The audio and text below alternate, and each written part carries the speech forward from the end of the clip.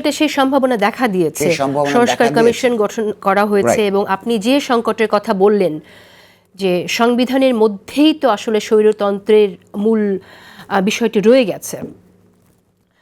তো এই জায়গা থেকে আমরা দেখলাম এই প্রস্তাবনাও এসেছে যে একই ব্যক্তি প্রধানমন্ত্রী হতে পারবেন না এবং দলীয় নেতা হতে পারবেন না। তো সেই পরিবর্তনগুলো হয়তো আগামীতে হবে, কিন্তু যে বিষয়টি আমি আপনার কাছ থেকে জানতে চাইছি যে অনেকেই বলে থাকেন যে বিভেদ হচ্ছে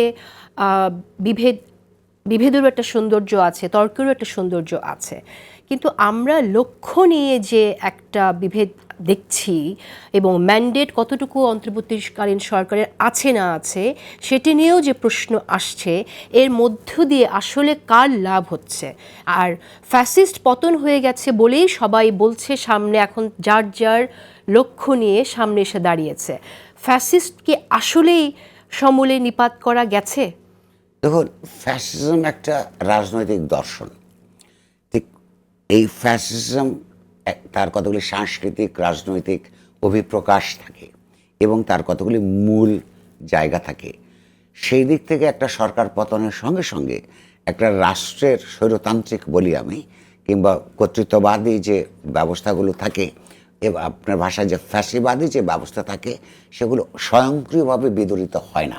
ওইদিকে অত্যন্ত রাজনৈতিক মনস্ক চিন্তাশীল মানুষদের এবং এই সমস্ত ডিসকোর্সগুলি সম্পর্কে সত্যিকার অর্থে ঐতিহাসিক এবং তাত্ত্বিক জ্ঞান আছে, তাদের চিন্তার আলোকে জনগণের সমর্থনের সঙ্গে যুক্ত হয়ে সেগুলি বদলাবার জন্য একটা বৃহৎ কার্যক্রম লাগে। যথার্থই বলেছেন আপনি যে এই আকাঙ্ক্ষাগুলি বাস্তবায়ন করার জন্য কতগুলি সংস্কার কমিশন তৈরি হয়েছে। তো মুশকিল হলো যে সরকারটা গঠিত হয়েছে, সেই সরকারের বিভিন্ন ব্যক্তিবর্গকে আমরা এই সমাজে, আমি তো ব্যক্তিগতভাবে সম্ভবত আপনিও অধিকাংশকে চেনেন, কিন্তু তারা যে খুব রাজনৈতিকভাবে দার্শনিক অর্থে তাদের মাথার মধ্যে কতগুলি সমাজ এবং রাষ্ট্রের গণতান্ত্রিক রূপান্তরের কী কী উপাদান লাগে, কীভাবে অগ্রসর হতে হয়, সেইটা তারা খুব পরিষ্কার বলে আমাদের কাছে এখনো মনে হয় নাই। ফাইন, তাদের মধ্যে একটা বিনয়ও আছে, এটা একটা হয়তো প্রচ্ছন্নভাবে আছে যে আমরা জানি না বলেই সংস্কার কমিশনগুলি করে দিয়েছি। এখন সংস্কার কমিশনের রিপোর্টগুলি এসছে, সেই রিপোর্টগুলির আংশিক রিপোর্ট পাবলিক করা হয়েছে সরকারের দিক থেকে। এই হুশ হাস ব্যবস্থাটা আমাদের পছন্দ হয়নি। আমরা চাই পুরো ব্যবস্থাটা, পুরো রিপোর্টগুলি সমাজে প্রকাশিত হোক, সেগুলো নিয়ে সমাজে আলাপ আলোচনা হোক, তার মধ্য দিয়ে রাজনৈতিক দলগুলো সমাজের বিভিন্ন সচেতন অংশ বিতর্ক করুক, বিতর্কের মধ্য দিয়ে একটা কনসেনসাসের ভিত্তিতে একটা জায়গায় পৌঁছুক। মূল লক্ষ্য হচ্ছে যাতে আমরা এমন একটা ব্যবস্থা তৈরি করতে পারি যেখানে বারবার ফিরে ফিরে এই দেশে কর্তৃত্ববাদী কোনো রাজনৈতিক ব্যবস্থার প্রতিষ্ঠা না হয়।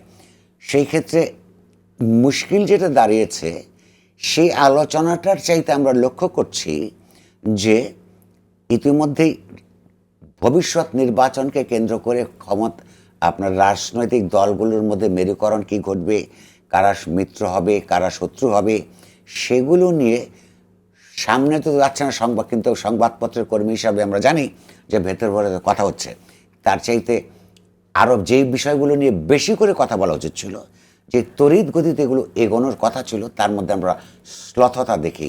সে কারণে আমি পুরনো অভিজ্ঞতা এবং ইতিহাসের সামান্য বোধ থেকে আমি বলতে পারি যে এই যে আমাদের এই আন্দোলন সংগ্রামের মধ্য দিয়ে যে একটা নবজাগরণের তৈরি হয়েছে, সেই নবজাগরণ নিশ্চিতভাবে একটা ইতিবাচক পরিণতি লাভ করবে, এটা কোনো কথা নাই। নির্ভর করবে এটার নেতৃত্ব কিভাবে এটাকে অগ্রসর করে নিয়ে যান, এটার চারপাশের যা অপরাপর রাজনৈতিক শক্তি তার কোন ধরনের আদর্শকে সামনে রেখে এগুলো একটা প্রক্রিয়ার শেষ প্রান্তে নিয়ে যান, তার উপর যদি নিয়ে যেতে না পারেন তাহলে মানুষের গণতান্ত্রিক আকাঙ্ক্ষা আবারও হোঁচট খেতে পারে। আবারও আমরা একটা পুরনো এই যেটাকে বলে